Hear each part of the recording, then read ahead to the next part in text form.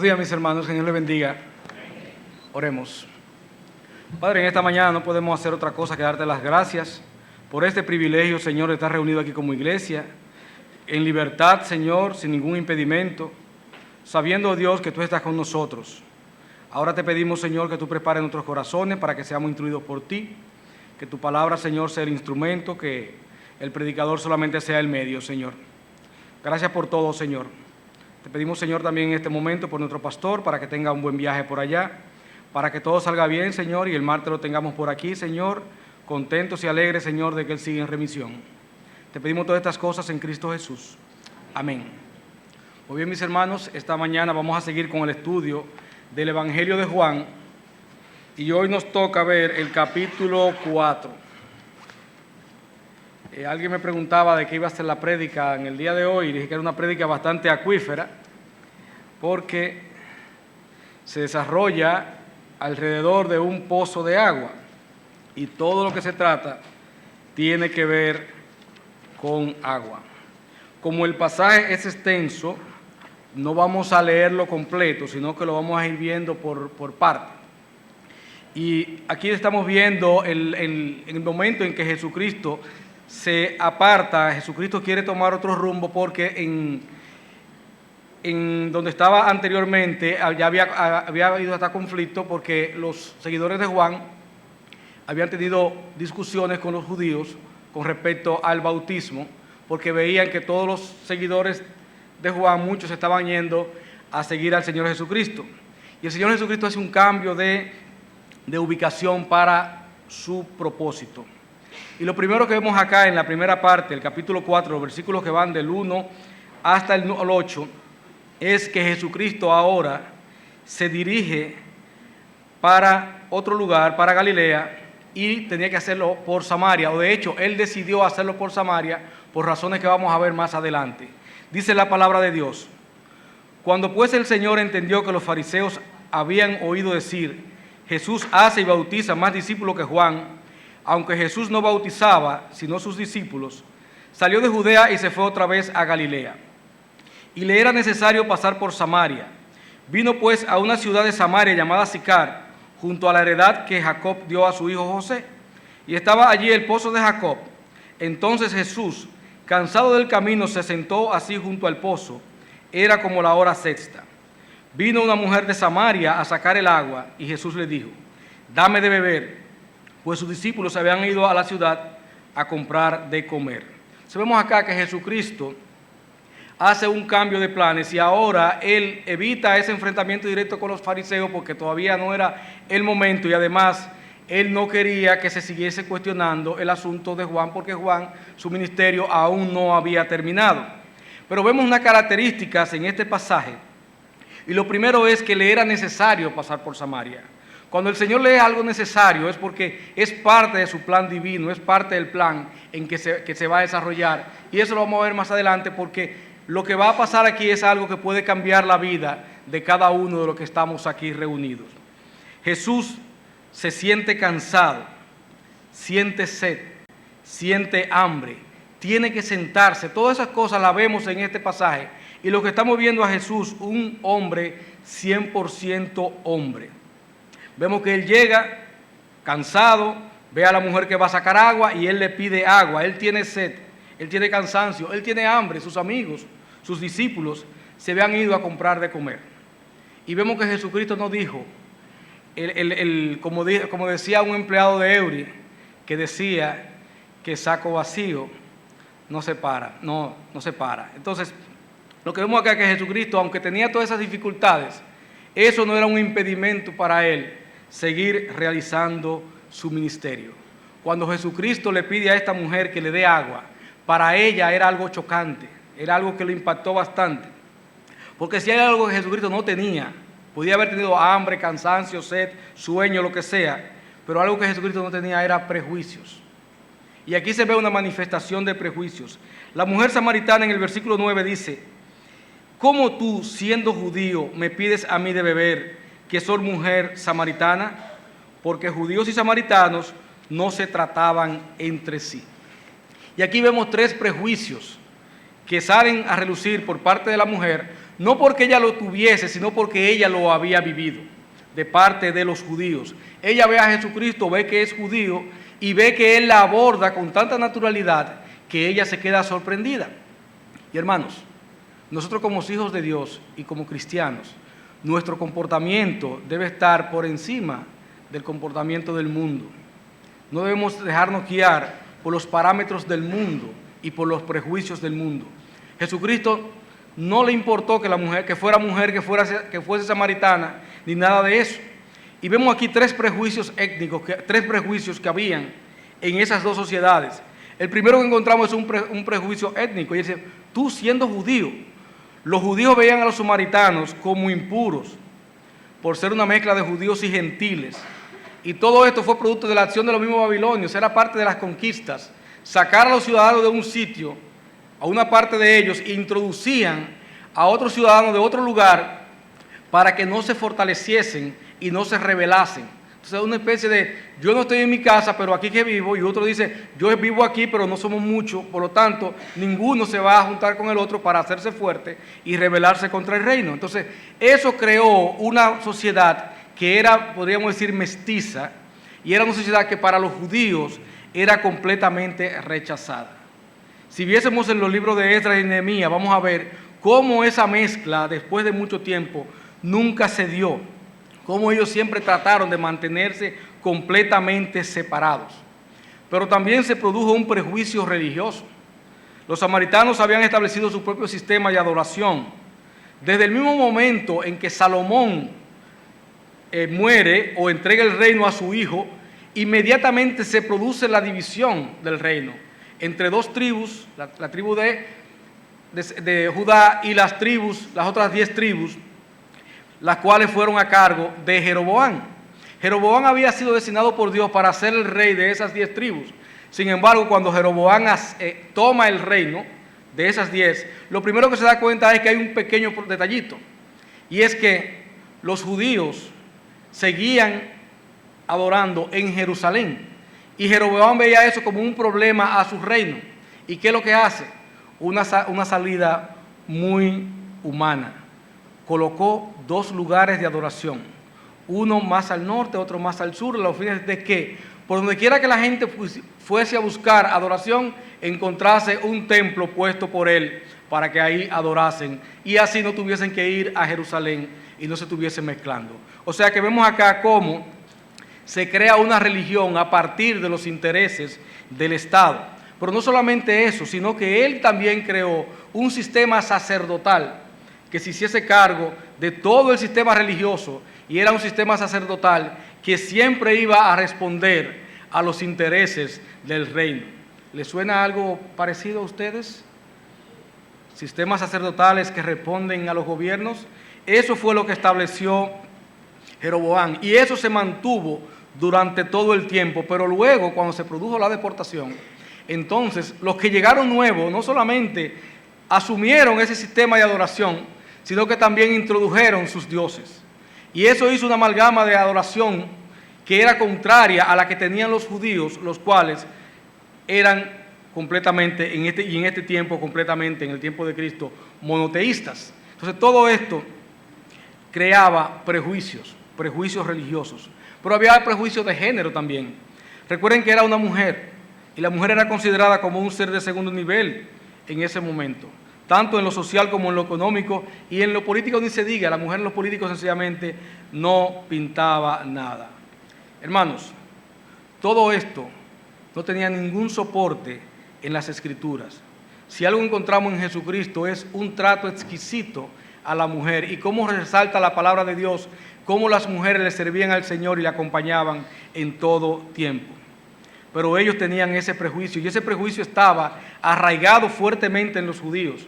Un ejemplo de ello se da en Juan 8:3, que es cuando le llevan a la mujer adúltera a la presencia del Señor. Para leérselo textualmente, dice la palabra de Dios: entonces los escribas y los fariseos le trajeron una mujer sorprendida en adulterio, y poniéndola en medio le dijeron: Maestro, esta mujer ha sido sorprendida en el acto mismo del adulterio, y en la ley nos mandó Moisés apedrear a tales mujeres.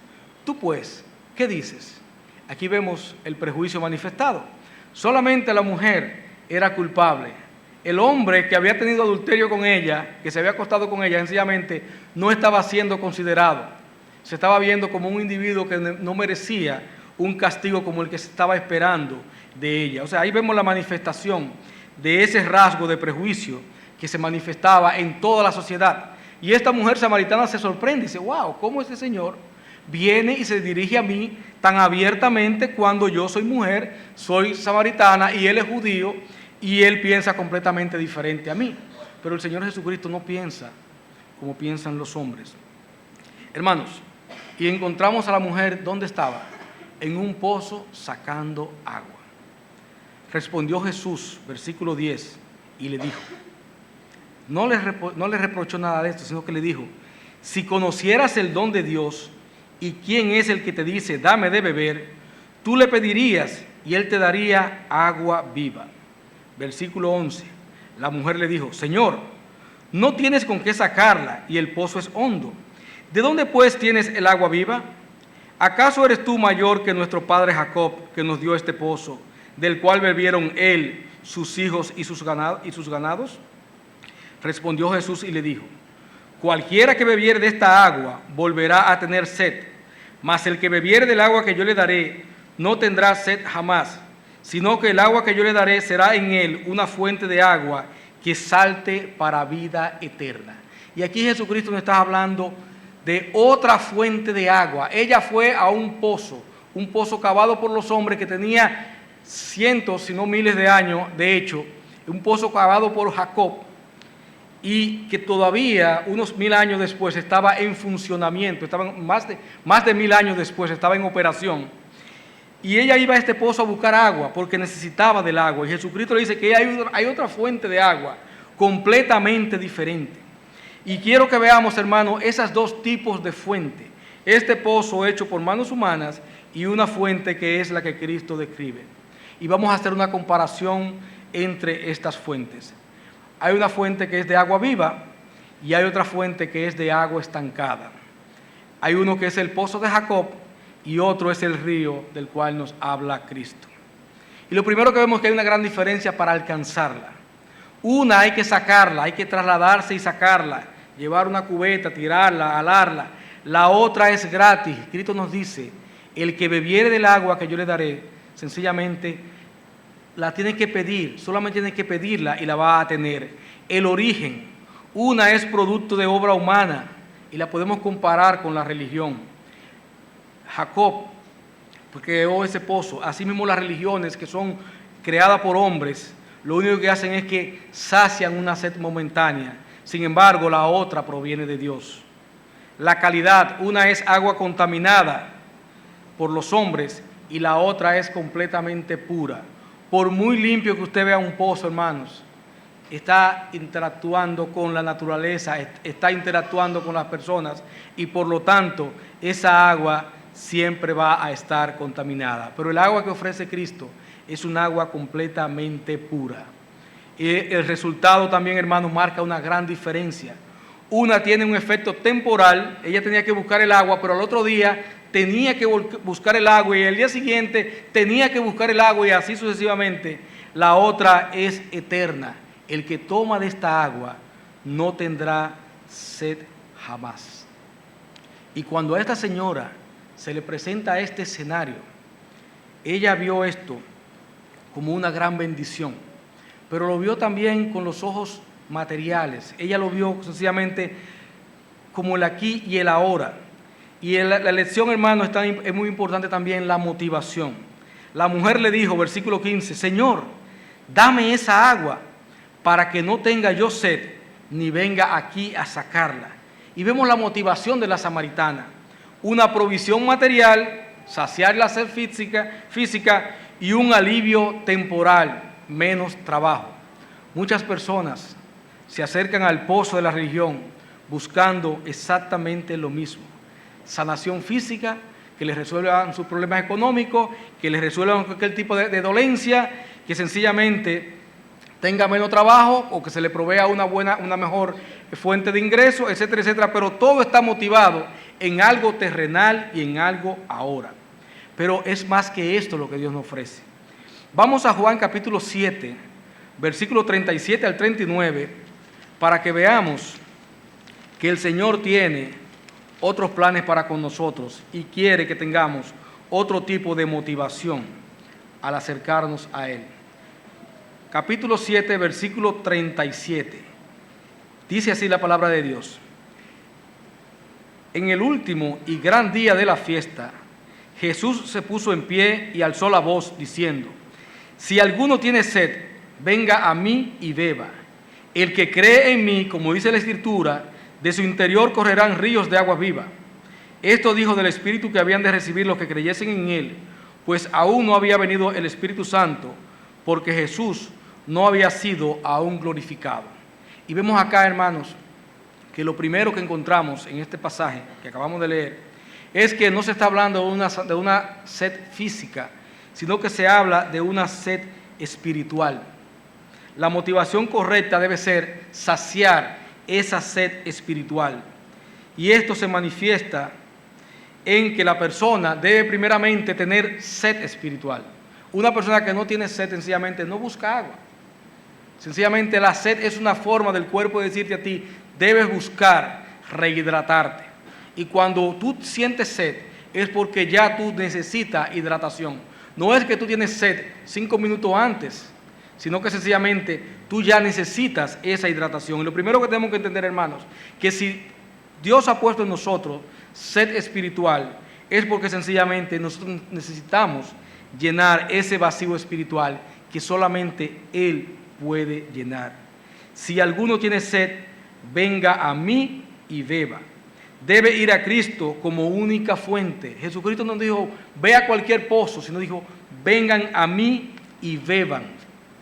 Debe creer en Él y debe creerle a Él. Debe tomar de esa agua espiritual que Cristo ofrece para que esa sed pueda ser saciada.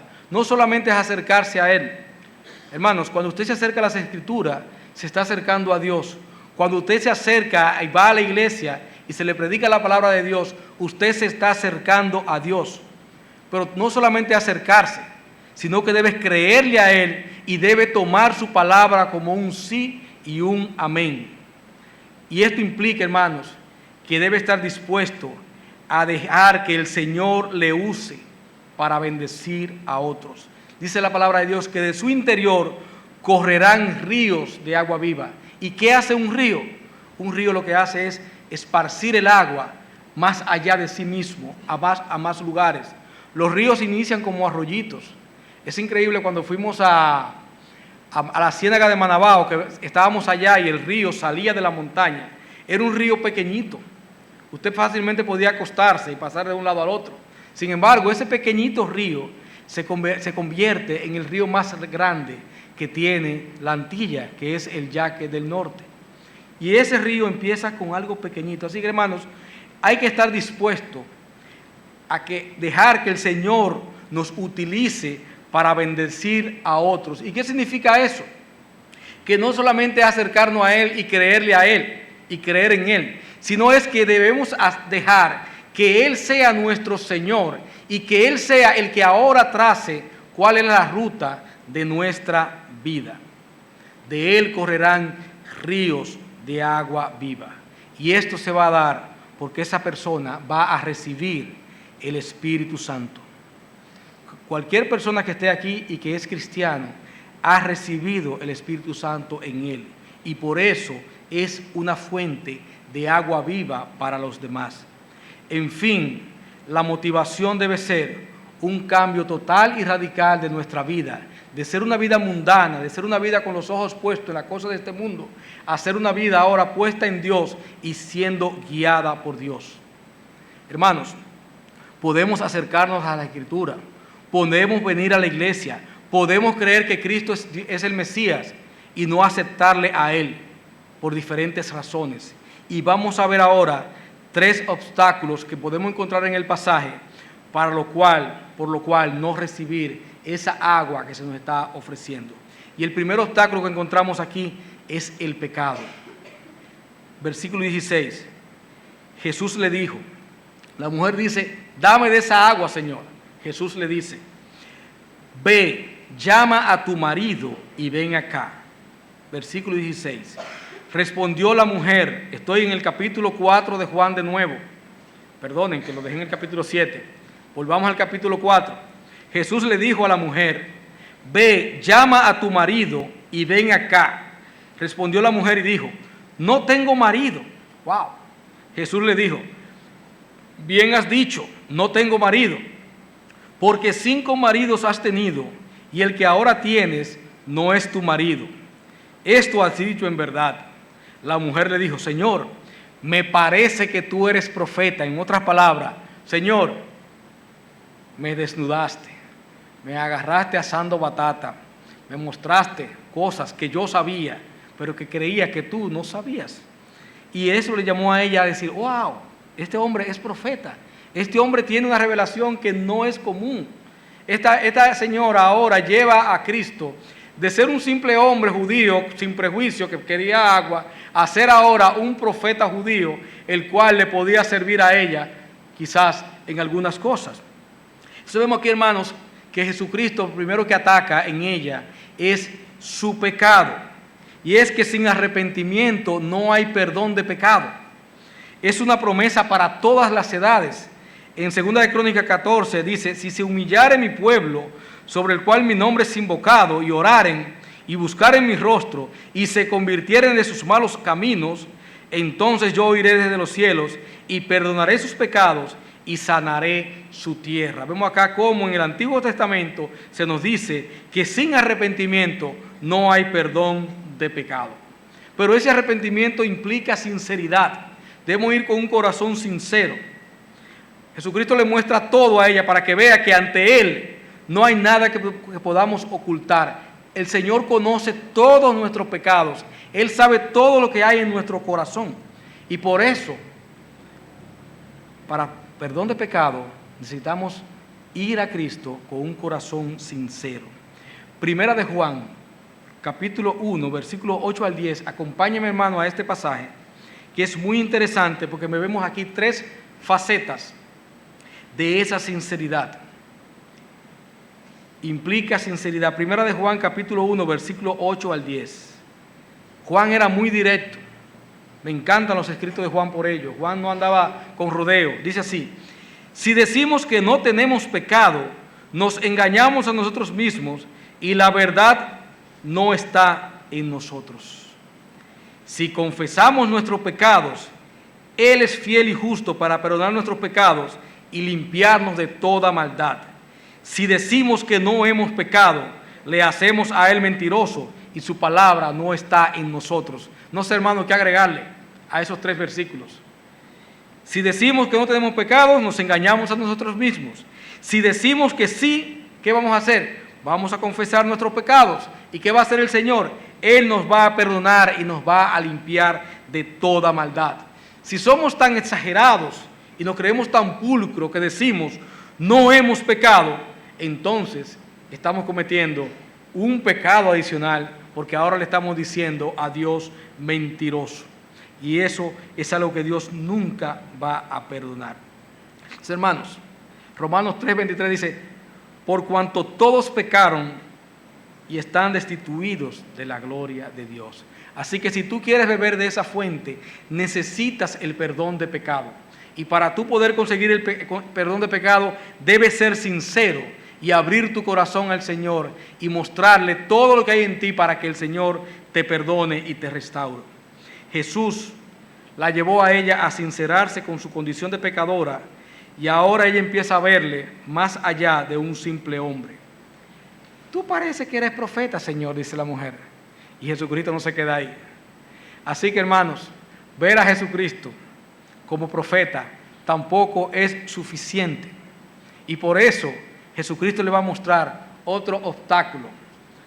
Y es no estar dispuesto a adorar a Dios como Él lo ha establecido. Ese es un obstáculo muy grande en la sociedad. Muchas personas que se criaron en una religión y que sencillamente entienden que ellos pueden establecer cómo acercarse a Dios y cómo recibir a Dios. Yo tengo mis reglas, yo sé lo que doy. Sin embargo, esos son obstáculos para acercarnos a Dios. Adorar a Dios hay que hacerlo y que sea acepto por Él, tiene que ser a la manera de Él, a la forma de Él y en el tiempo que Él lo ha establecido y en el lugar que Él lo ha establecido. Versículo 20, dice la mujer: nuestros padres adoraron en este monte y vosotros decís que en Jerusalén es el lugar donde se debe adorar. O sea, hay un asunto de religioso entre nosotros. Jesús le dijo: mujer, créeme que la hora viene cuando ni en este monte ni en Jerusalén adoraréis al Padre. Vosotros adoráis lo que no sabéis, nosotros adoramos lo que sabemos, porque la salvación viene de los judíos. Mas la hora viene y ahora es cuando los verdaderos adoradores adorarán al Padre en espíritu y en verdad, porque también el Padre tales adoradores busca que le adoren. Dios es espíritu, y los que le adoran en espíritu y en verdad es necesario que adoren. Recuerden, hermano, la palabra es necesario que adoren en espíritu y en verdad. Dios es quien establece la forma en que el hombre debe acercarse a Él. Tenían cientos de años adorando en sus lugares creados por Jeroboam y ratificados por los demás reyes. Sin embargo, Dios había establecido siempre la forma en que el hombre debía acercarse a Dios. Primeramente a través del tabernáculo, luego a través del templo en Jerusalén y luego a través de Cristo. Cualquier forma de adoración que sea a través de otro medio que no sea Cristo, sencillamente, hermano, está contraria a lo que Dios ha dispuesto. La salvación, que es Cristo, proviene de los judíos. Cristo era judío, vivió como un judío y murió como un judío. O sea, las características humanas de Cristo no pueden obviarse. Ahora, eso no significa, hermanos, que tengamos que convertirnos a judíos para poder ser cristianos. Lo que quiere decir esto, hermano, es que debemos tomar en cuenta que Dios estableció cómo era que iba a llegar la salvación del hombre. Y por eso todas las enseñanzas que encontramos desde el Antiguo Testamento a través del pueblo judío son también para nosotros, y todas ellas nos llevan a Cristo, porque la salvación, que es Cristo, proviene de los judíos. Los verdaderos adoradores lo hacen con todo su ser, no lo hacen a media, y lo hacen como Dios ha establecido. Es una acción espiritual que debes hacer, y debes hacerla según las Escrituras. Debemos adorar al Padre en espíritu, con todo nuestro ser, y también en verdad, en la forma que Él ha establecido, no en la forma en que nosotros queremos establecerlo. Y un tercer obstáculo, hermano, ya hemos visto dos: el pecado, querer adorar a nuestra manera y como nosotros querramos, en el tiempo que querramos y donde queramos. Y el otro tercer obstáculo es no aceptar a Cristo como el Mesías enviado por Dios. La mayor parte de la humanidad está perdida porque sencillamente o ha dejado a Cristo como un simple Mesías, o sencillamente no lo ha aceptado a Él como el medio de salvación para el hombre. Hermanos, le dijo a la mujer, versículo 25, sé que ha de venir el Mesías. O sea, ellos también esperaban el Mesías, llamado el Cristo. Cuando Él venga, nos declarará todas las cosas. Y Jesús le dijo: yo soy el que habla contigo. Cristo se le revela como el Mesías. Hermanos, no hay otro mediador entre Dios y los hombres, porque solo hay un solo Dios y un solo mediador entre Dios y los hombres, Jesucristo hombre. Lo encontramos en Timoteo capítulo 2 versículo 5. Ningún sistema de creencia va a sustituir a Cristo. Por lo tanto, ningún sistema de creencia que tú estés llevando, si es sin Cristo, te va a llevar a la salvación. Y rechazar a Cristo es rechazar a Dios Padre, es rechazar su palabra. Dice la palabra de Dios en la primera de Juan: ¿quién es el mentiroso sino el que niega que Jesús es el Cristo? Este es anticristo, el que niega al Padre y al Hijo. Todo aquel que niega al Hijo tampoco tiene al Padre. El que confiesa al Hijo tiene también al Padre. Y vemos aquí, hermanos, cómo el camino se cierra y nos deja una sola puerta. Cristo es el camino, la verdad y la vida. Nadie va a llegar al Padre si no es a través de Él. Y cualquier persona que rechaza ese camino, sencillamente es una persona que está comportándose como anticristo, está contra el Señor. Hermanos, Dijimos que veníamos acuíferos, vinimos con mucha agua, hablamos de un pozo y vimos que ese pozo es de agua muerta. Para los judíos agua muerta era cualquier agua que sencillamente no fluía. Por ejemplo, un lago que no tiene salida al mar se convierte en agua muerta, un estanque se convierte en agua muerta, un pozo se convierte en agua muerta. Pero un río es considerado agua viva, el agua corre, la vida se puede desarrollar en él en abundancia. Hermanos, de río yo sé un poco. Siento buscar, no puedo hablar de San Juan porque no sé de San Juan. Pero yo me crié en Moca, en un sitio que le llaman Boca de Moca. Y ese nombre tan original parte de que ahí es donde desemboca el río Moca con el río Licey. Ese río era un río limpio. Cuando yo era pequeñito, mis primeros recuerdos se desarrollaron en ese río. Ese río era la lavandería del campo, todo el mundo bajaba con su ropa a lavarla a ese río. Esa era la ducha de todo el campo, porque ahí era que teníamos que irnos a bañar. Era que nos proveía de agua para las cosas básicas, excepto cocinar. Nos proveía de la leña también para cocinar, nos proveía frutas y frutos, y madera nos podía proveer también, y también hasta la arena que se utilizaba para colocar en los pisos de tierra y que se viesen bonitos, también se sacaban de ese río. También peces, hermanos. Ahí aprendimos a pescar, ahí aprendimos a nadar. Todas esas cosas las sacamos de ese río.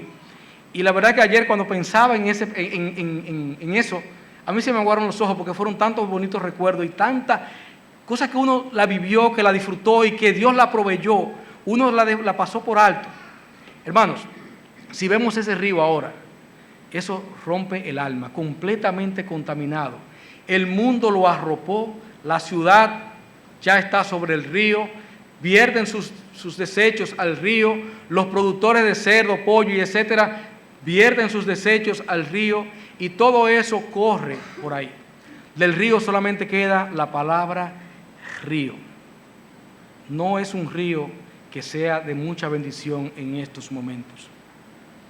Para los creyentes aquí reunidos, cuando nosotros recibimos el Espíritu Santo en nuestros corazones, nosotros fuimos convertidos como ríos.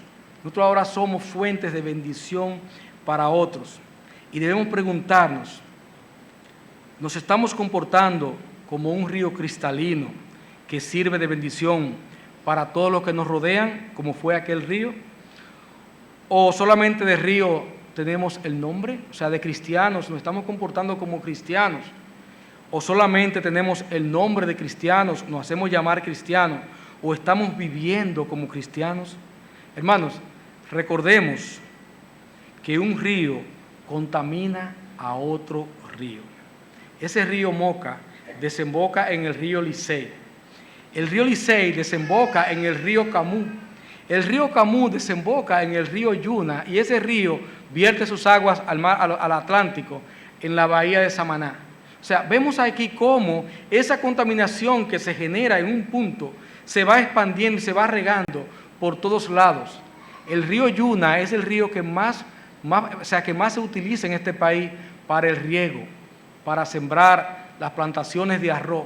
Dígase que los mismos mocanos terminan comiéndose sus contaminaciones a través del arroz que se comen, que se produce en el país. Pero nuestro Dios es bueno y de una manera providencial Él va limpiando esas cosas y ese arroz que nos llega a nosotros no es tan contaminado. Así, hermanos, nosotros como cristianos contaminamos a otros cuando dejamos que las aguas puras del Espíritu Santo que mora en nosotros salen y son contaminadas por nuestro ego, por nuestro pecado, por nuestras acciones. Y esas aguas puras, ahora contaminadas, como la verdad del Evangelio, que puede salir contaminado en nosotros, va a llegar contaminado a otros y va a seguir contaminando y se va a seguir esparciendo. Y en vez de ser una fuente de bendición, podemos convertirnos en una fuente de maldición. Cuidemos nuestras aguas para que podamos llevar bendición a los demás. Para los amigos que nos visitan, veamos el versículo 14, Juan 4:14. Mas el que bebiere del agua que yo le daré, no tendrá sed jamás, sino que el agua que yo le daré será en él una fuente de agua que salte para vida eterna. El agua que da Cristo, el creer a Cristo, es lo que te va a dar a ti la salvación. Te va a saciar esa sed espiritual y te va a hacer capaz de ser instrumento ahora de saciar la sed de aquellas personas que tú amas. Pero para ello tienes que vencer esos obstáculos, tu pecado, tu religiosidad y creer que tú puedes llegar a Dios y ser salvo por los medios que tú te has inventado. Así que, hermanos, si quieres saciar esa sed espiritual, solo Cristo te la puede saciar. Si quieres ser una fuente que salte para vida eterna, tienes que seguir a Cristo. Y tienes que dejar de depender de los pozos humanos, la religión, las creencias, las costumbres, etcétera, etcétera, etcétera. Y veamos, hermanos, una mujer pecadora, una mujer que había tenido 5 maridos, y la forma en que el Señor se lo dice es que tú eres una mujer que está viviendo en pecado también. Y veamos cómo reaccionó esa mujer. Y es la reacción que debe producirse en cualquier persona que tenga un razonamiento claro de su condición de pecador. Y es lo que nos muestra este testimonio de esta mujer. Versículo 28. Entonces la mujer dejó su cántaro, lo material lo echó a un lado, y fue a la ciudad y dijo a los hombres: venid, ved a un hombre que me ha dicho todo cuanto he hecho. ¿No será este el Cristo? Entonces salieron de la ciudad y vinieron a él. Esa mujer, con lo poco que tenía de la revelación de Dios, salió a predicar, a dar testimonio de lo que Dios había hecho en ella. Ella salió a buscar a aquellos que estaban perdidos, pero para ello, ella primero debía ser encontrada. Si tú estás aquí por primera vez, si tú estás escuchando el Evangelio, el Señor te está buscando, y puede ser el día de tu salvación, para que puedas salvar a otro. Pero brinquemos al versículo 39, para que veamos la reacción en cadena que produce este encuentro del Señor con esta mujer pecadora. Y muchos de los samaritanos de aquella ciudad creyeron en él por la palabra de la mujer, que daba testimonio diciendo: me dijo todo lo que he hecho. Entonces vinieron los samaritanos a él y le rogaron que se quedase con ellos, y se quedó allí 2 días. Y creyeron muchos más por la palabra de él, y decían a la mujer: ya no creemos solamente por tu dicho, porque nosotros hemos oído y sabemos que verdaderamente este es el Salvador del mundo, el Cristo. La salvación de todas esas personas llegó por una mujer que escuchó el Evangelio en unas condiciones no óptimas humanamente, porque Cristo estaba cansado, con hambre, con sed. Sin embargo, le predicó el Evangelio, le predicó el camino de salvación. La mujer lo aceptó y llevó salvación a su pueblo. La decisión que tú tomes hoy de aceptación de Cristo como tu Señor y tu Salvador, o la decisión que tú tomes hoy de mayor consagración, no solamente va a impactar en ti, sino también en mucha gente que amas. No es tiempo de perder tiempo, hermanos. O eres río, o seguirás yendo al pozo a buscar aguas muertas. Amén.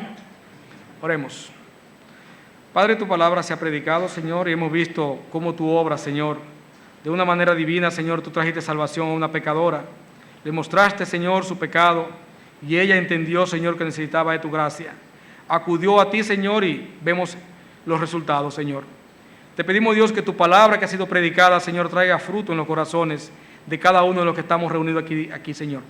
Primeramente, aquellos que no te conocen, Señor, para que entiendan que deben buscar de ti, que deben de confiar en ti y que deben entregar sus vidas a ti, Señor. También, Señor, nosotros los que decimos que somos tus hijos, ayúdanos, Señor, a convertirnos en agua cristalina, en agua limpia, Señor, en agua que sea de bendición para los demás, en agua que sea instrumento, Señor, para salvar almas, Señor. Bendice a tu pueblo, Señor, hoy y siempre. En Cristo Jesús te lo rogamos. Amén. Que el Señor les bendiga, hermanos.